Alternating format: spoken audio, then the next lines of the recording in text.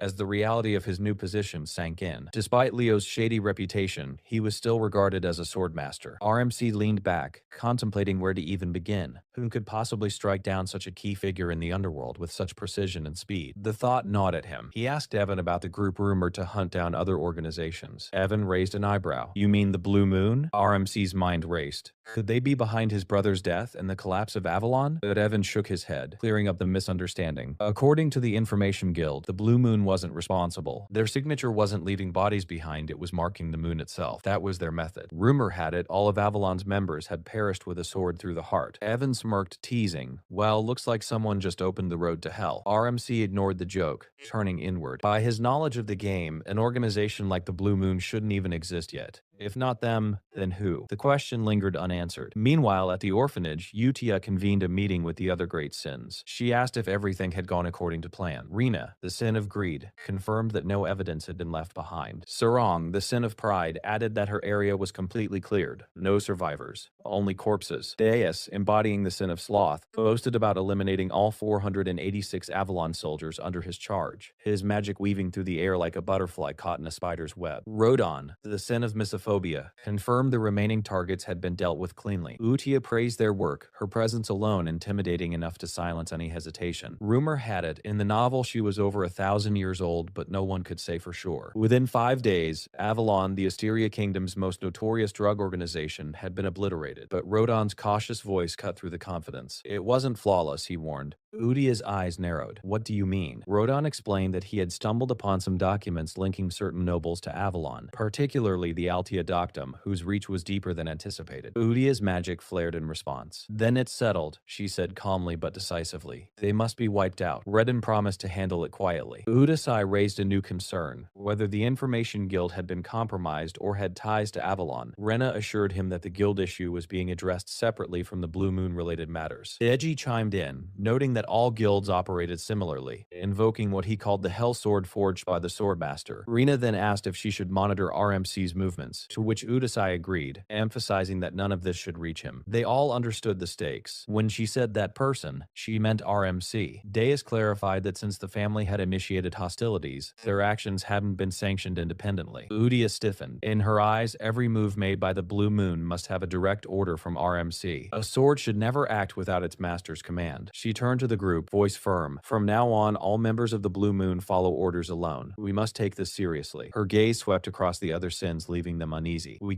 must not disappoint him," she added. Inwardly, DS struggled to process it all. For someone as powerful as Udia to show anxiety and restlessness, simply because she had been observed by RMC, felt excessive, almost unbelievable. Yet he nodded and said he understood. Their meeting concluded with a chant, affirming their loyalty. Everything they did was for the Great Moon. The atmosphere mirrored the formality and solemnity of of the Shadow Garden gatherings from Eminence and Shadow, a secretive ritual to seal their commitment. Back at the Palacio estate, RMC found himself drowning in a mountain of paperwork now that he had officially assumed the role of Count. The day after his brother's funeral had marked the beginning of an unrelenting month of duties, each more tedious than the last. He sighed, a few tears slipping down his cheeks, lamenting the cruel reality. All he wanted was to loaf around, indulge in idleness, and do absolutely nothing. Isn't that what being a noble is supposed to mean? He muttered to himself, half joking, half despairing. Even amidst his complaints, he couldn't ignore the thought that his life had taken a sharp turn. Leo's death was supposed to occur 6 years from now, yet a string of bizarre events had accelerated the timeline, dumping the full weight of family responsibilities squarely on his shoulders. The sole heir now, he felt the crushing reality of expectation pressing down on him. Just then, a handful of ministers entered the room, carrying yet more documents to add to the growing pile on his desk. RMC closed his eyes and muttered, wondering why everyone in the county suddenly seemed so industrious. Under his father, work had been treated like a rainy school day, sloppy and unmotivated. With a wave of his hand, he gestured for them to leave the paperwork behind. But in their eyes, something about him had changed. He radiated a subtle yet palpable aura of menace. Whispers of fear spread through the ministers. Some even resolved to work harder, terrified of drawing the wrath of this quiet, calculating heir. They feared he might be the kind of mastermind who could remove anyone who displeased him. For RMC, however, this was overwhelming. The pressure wasn't something he was accustomed to managing. He briefly wondered if there might be a way to delegate all the work entirely to the ministers while he maintained the illusion of authority. Later that night, Evan found himself staring in surprise. The young count had reached the second tier in magic after only 2 years of self-study in poisoncraft, a feat that normally required 4 to 5 years, plus an innate talent. Spells danced through the room as RMC practiced, displaying a skill that left no doubt about his aptitude. Deep down, he knew that his progress wasn't for show, it was for self-preservation. In this world, mastering magic meant controlling one's mana perfectly, and RMC was managing it with surprising precision. Still, a nagging worry lingered. What good was all this practice if his magic remained incomplete? He had experimented with every type of magic available in the kingdom, initially thrilled by the limitless potential. But excitement had given way to grim necessity. Now magic was merely a tool to survive. The truth pressed down on him. His mana capacity was tiny. Without enough mana, even the most refined spells were useless, a shortfall that could easily mean death in a world this cruel. RMC likened innate mana capacity to an athlete's natural weight class. Some were born with extraordinary gifts, others with nothing. He fell into the latter category. Training alone could not increase the size of his mana pool, no matter how hard he pushed himself. Yet, even in the face of this limitation, he clung to hope there had to be a way to compensate if things went wrong. His thoughts were interrupted when Evan appeared, holding a letter with a grin. "Looks like your invitation to the ball has finally arrived," he announced. RMC blinked, momentarily puzzled, trying to reconcile this sudden intrusion with the chaos of his life. A few days later, the scene shifted to the grand ball. RMC made his entrance in attire that could only be described as magnificent, every detail fitting him like it had been tailored for royalty. And yet, true to his introverted nature, he immediately claimed exhaustion, despite having just arrived. This was no ordinary gathering. It was the typical Southern Asteria Kingdom aristocratic affair, a sprawling network of noble families exchanging pleasantries and assessing one another. As the soon-to-be Count of Palacio, attendance was not optional, it was mandatory. Our MC quickly settled into a serious mindset, recognizing this as the perfect opportunity to forge alliances and cement his position. After all, networking with the nobility was a key step toward achieving his ultimate goal, a peaceful life with as little hassle as possible. Reality, however, had other plans. Every noble he approached seemed to flee at the mere sight of him, as if struck by an inexplicable fear. He waved at a passing group, hoping to draw them in, only to see them scatter. Evan, ever the optimist, tried to reassure him, but RMC brushed it off, insisting he wasn't upset at all, even if his expression said otherwise. "I expected this," he muttered, deciding to press on and handle things solo. Misinterpreting the noble's reactions, he assumed they were looking down on him for his low-class status. A half-truth. The Palacio household's recent chaos, primarily thanks to his troublesome older brothers, had indeed left the family name tarnished, off that he hadn't come unprepared. He had been secretly refining his social skills and intended to put them to the test. He began commenting aloud on the wine's subtle aroma, attempting to spark conversation. But the mysterious condition that prevented him from displaying genuine emotion on his face backfired spectacularly. What was meant to be a charming smile came across as utterly menacing. He politely mentioned to a nearby lady that he would love to have a few bottles at home. In his own mind, his expression was flawless. In hers, he looked like a demon king. Startled, she bolted, promising to have her father prepare the bottles immediately. To onlookers, it appeared that RMC had strong-armed the poor lady into surrendering a rare regional wine. Evan tried to lighten the moment, but our MC insisted she had simply been shy. Later, he retreated to a quiet corner sulking, while Evan happily indulged in the feast, teasing him about the growing list of gifts he seemed to be collecting. The wine incident was hardly unique.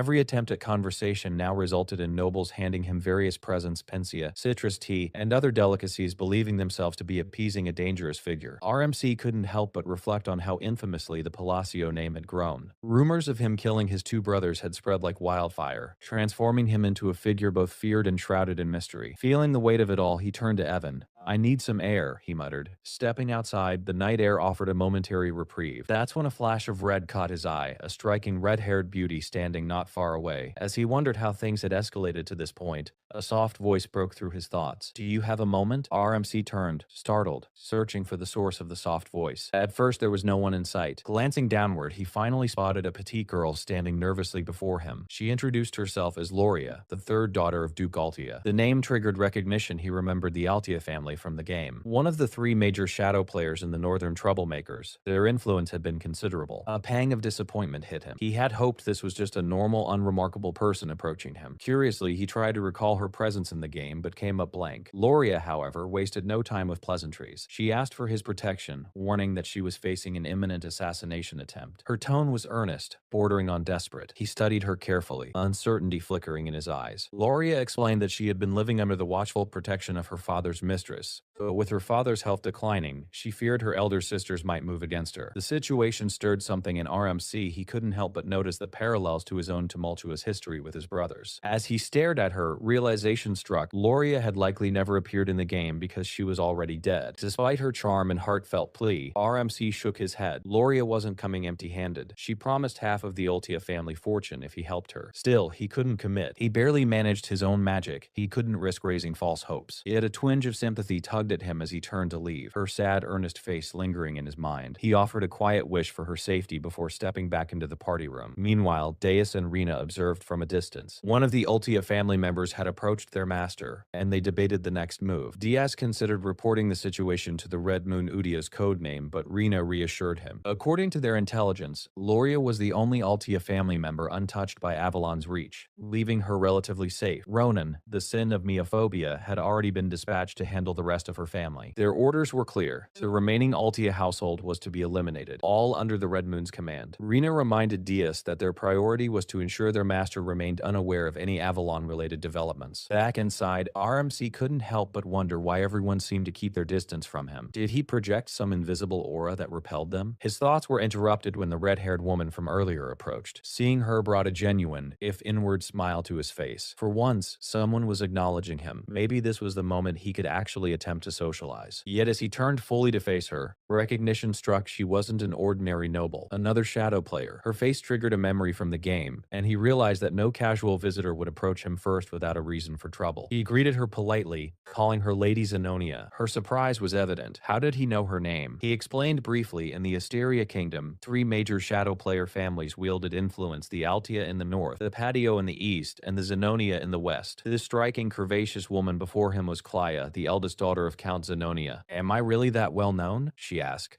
a mix of amusement and curiosity in her voice. RMC nodded, explaining that while Kalea Patio ran her operations like a gang, the Zenonia family behaved more like a cunning criminal syndicate, a truth that made him shudder at the thought. All he truly wanted were solid connections to maintain a peaceful, noble life, and this dangerous, stunning woman threatened to complicate that dream. He bowed respectfully, complimenting her beauty, subtly signaling his intent to disengage. But Clea interrupted, saying she wanted to speak with him privately. RMC, cautious as always, replied that he would be glad to talk, just not with so many eyes watching. Deep down, RMC wished she would simply leave him alone, but the red-haired woman only smiled, commenting that he was just as the rumors had described. Then, with an almost teasing tone, she added that she looked forward to seeing him again. RMC froze, completely dumbfounded. What could she mean? Surely it was some sort of code, but he quickly shook the thought from his mind. Meanwhile, Deus and Rena, observing from a distance, exchanged satisfied glances. Their mission to keep RMC in the dark about certain matters was proceeding perfectly. That is, until Deus noticed a complication. Through the window he spotted a figure tailing their master. Without hesitation, he and Rena sprang into action, moving to eliminate the potential threat before it could get closer. The following day, RMC and Evan found themselves at the edge of a forest. Evan squinted, uncertain. "Are you sure this is the canyon you were looking for?" "It's midday, the sun is shining, but it's unnaturally dark inside." RMC barely noticed. His mind was buzzing with excitement. Finally, he had located the true objective of his journey. As they stepped forward, he joked, "If it turns out to be empty like the others, I might actually cry." But as his gaze fell on the intricate symbols etched into the canyon walls, his confidence surged. This was it, the real labyrinth. In the game, locating it had been trivial. But here, standing at the entrance in the real world, it felt overwhelmingly tangible. He explained to Evan that the labyrinth was called the Labyrinth of Whispers. Anyone who could solve the riddles hidden in its 8 rooms would earn a powerful artifact,